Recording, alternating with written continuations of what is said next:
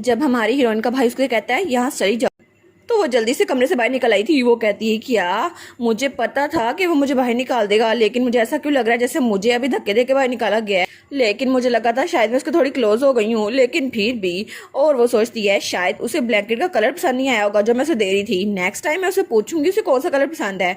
तो तभी वहाँ पे ग्रैंडपा काउंट कैंडर आते हैं। वो कहते हैं माई लेडी। वो कहती है ग्रैंडपा क्या हुआ, आप इतने घबराए हुए क्यों लग रहे हैं। तो उसके कान में आके कहता है ये मैसेज एनश्योर गिल्ड की तरफ से है, आपकी वही सीक्रेट गिल्ड। तो वो कहती है क्या। वो कहते जल्दी चलो हम स्टडी में चलते हैं। और इसके बाद वो लोग स्टडी में बैठे हुए थे।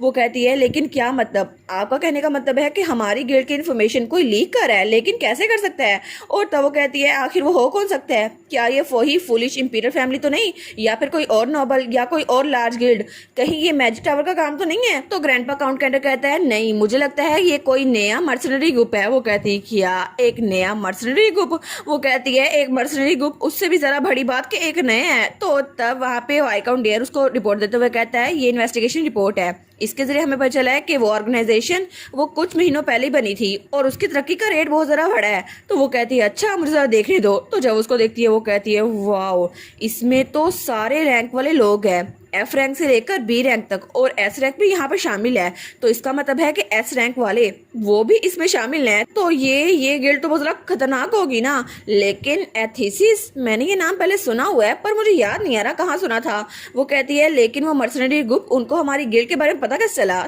तो वाइकाउंट डेयर कहता है उन्होंने हम पे नजर रखी हुई थी कई महीनों से। वो कहती है क्या लेकिन हम तो सेल सिस्टम चलाते हैं ना, किसी को पता नहीं चल सकता हम कहाँ से ऑपरेट कर रहे हैं।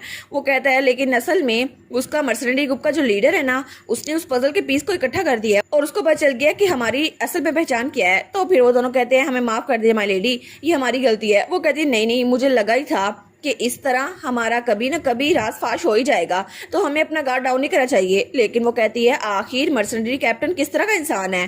तो तब वो कहता है असल में उसकी आइडेंटिटी अभी भी मिस्ट्री में है, किसी को नहीं पता उसका जेंडर क्या है और ना ही किसी को पता है कि उसका पास करियर क्या है। किसी को उसके बारे में कुछ नहीं पता सिवाय इसके कि वो बहुत ज़्यादा स्ट्रॉन्ग है। तो हमारी सोचती है क्या आखिर कोई ऐसा मर्सनरी ग्रुप जो इतना ज़रा स्ट्रॉन्ग और सीक्रेट है वो मेरे बैकग्राउंड को क्यों डिक कर रहा है ताकि वो इन्फॉर्मेशन सेल कर सके। लेकिन ये फैक्ट कि एनश्योर गिल्ड ये फेरथॉन चला रहा है, तो फिर तो बहुत ज़रा मसला हो जाएगा। हमें तो पहले ज़रा पोजीशन फेस करनी पड़ेगी, और अगर ऐसा हुआ फिर तो मेरी गिल्ड के साथ साथ मेरी आइडेंटिटी भी रिवील हो जाएगी। लेकिन मैं खुद ही सोच रही थी इसको रिवील कर दूं, लेकिन अभी नहीं। वो कहती है ठीक है, सबसे पहले हमें उन जासूसों का खात्मा करना होगा। अगर कोई भी ट्रबल सा मसला हुआ तो इन्फॉर्मेशन ज्यादा लीक हो सकती है, इसलिए इसको खुद ही तुम लोग देख लेना। तो वाइकाउंट डेयर कहता है ये तो ह्यूमन रिसोर्सेज में एक वॉइड होगा, तो अब हमें क्या करना चाहिए।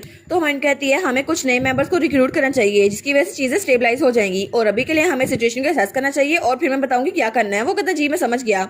और उसके बाद सीन से होता है और हमें दोबारा से महल दिखा रहता है। वो कहती है आखिर ये इतने ज्यादा दिन कैसे गुजर गए मुझे तो पता ही नहीं चला, और नया सीजन आ भी गया। और तब वो तो अंगड़ाई लेकर वहां जा रही थी। वो कहती है काम तो कभी खत्म होता ही नहीं है, और मुझे सच में बहुत ज़्यादा फिक्र हो रही थी कि मेरा इंश्योर गिल्ड वो सेफ रहे, इसलिए मैं बहुत ज़्यादा काम कर रही थी। लेकिन मुझे उससे भी ज़रा मसला इसलिए हो रहा है क्योंकि मेरी चिकन शॉप की फ्रेंचाइज और खुल रही है, और लोग कहते हैं प्लीज़ हमारा फेवरेट स्टैक में ऐड करें ना, इसमें हमारे घर के पास खोलें, ये लोकेशन सही रहेगी। लेकिन मेरा शेड्यूल तो बहुत ही ज़्यादा बिजी हो गया है, अब तो मुझे इन्वेस्टिगेशन करने का भी टाइम नहीं मिल रहा। लेकिन फिर भी वाइकाउंट डेयर ने मेरे वर्किंग आवर को सेट कर दिया है, तो मेरा मील टाइम और स्लीप टाइम वो प्रोटेक्ट है और अब मैं आराम सो सकती हूँ। तो तब वाइकाउंट डेयर कहता है माई लेडी अब आपको सोना चाहिए, अब आपके आराम का वक्त है, काम तो होता रहेगा। तो वो कहती है लेकिन मैंने थोड़ा सा काम रहता है ना, मैंने भी खत्म नहीं किया। तो वो कहता है अगर आप अभी सोई नहीं तो मैं आपके बालों में 10,000 बार कंघी करूंगा। तो वो कहता है 1 मिनट मैं ये कर सकता हूँ। तो वो कहता है ठीक है आपको सोने की जरूरत नहीं है, मैं आपके बारे में कंघी करता हूँ। वो कहती है नहीं मैं जा रही हूँ सोने के लिए, और वहां से भाग गई थी। वो सोचती है इससे अच्छा मैं सो ही जाऊँ क्योंकि मैं बहुत ज्यादा थकी हुई हूँ। लेकिन तब वो खिड़की के बाहर देखती है और वो सोचती है अभी तक मैंने जियोन को दोबारा नहीं देखा। हालांकि ये साल का बिल्कुल एंड वाला महीना चल रहा है, लेकिन पता नहीं वो तो स्नैक टाइम में मुझे नजर नहीं आता, पता नहीं वो कहाँ चला गया है। लेकिन मुझे लगा था मैं उसके क्लोज हूँ, फिर भी वो मुझसे मिलता नहीं है।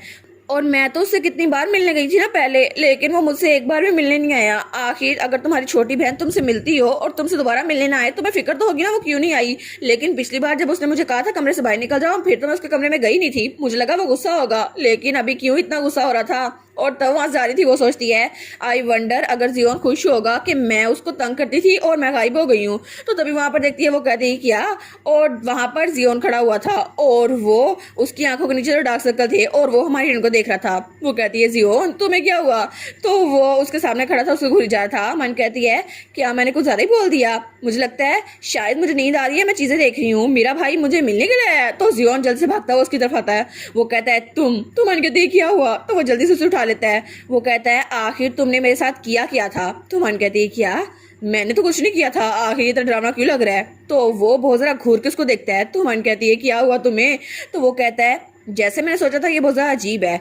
तुम एक फेराथोनस के पास माना नहीं है, लेकिन फिर भी ऐसा है कि तुम्हारे पास कोई और एनर्जी है। वो कहती है क्या, कोई और एनर्जी? तो तब वो उसको लेकर महल में इधर उधर घूम रहा था। तो मन कहती है क्या, और तब वो बहुत ज्यादा क्राउडी जगह पे उसको लेकर आया था और वहां से मेड्स और बाकी लोग भी गुजर रहे थे।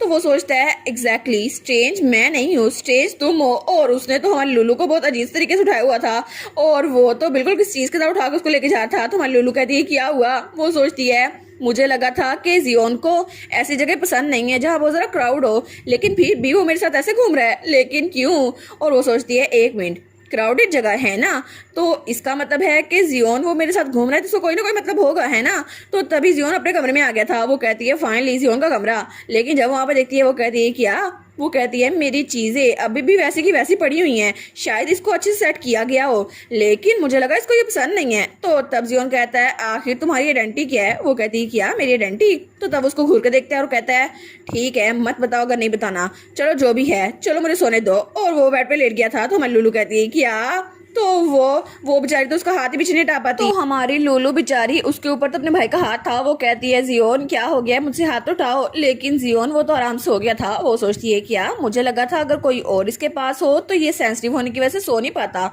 और अभी अभी तो मैं शोर भी कर रही हूँ फिर भी ये सो रहा है, और ये तो बिल्कुल आंख खोल नहीं रहा। और तभी उसको भी नींद आ जाती है। वो कहती है वेल मेरा भी नैप टाइम था ना, तो मुझे भी सोचना चाहिए।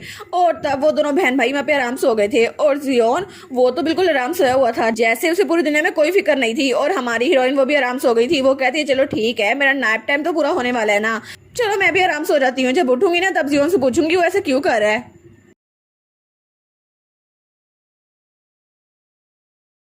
और इसी के साथ ये वाला पार्ट यहीं पर ख़त्म। तो आप लोग बताइएगा आप लोग को ये पार्ट कैसा लगा, और वीडियो को लाइक और चैनल को सब्सक्राइब लाजमी कीजिएगा। बाकी वीडियोस का लिंक भी स्क्रीन पर नज़र आ रहा होगा, तो काइंडली उनको भी चेकआउट कर लें। और thank you so much for watching my videos.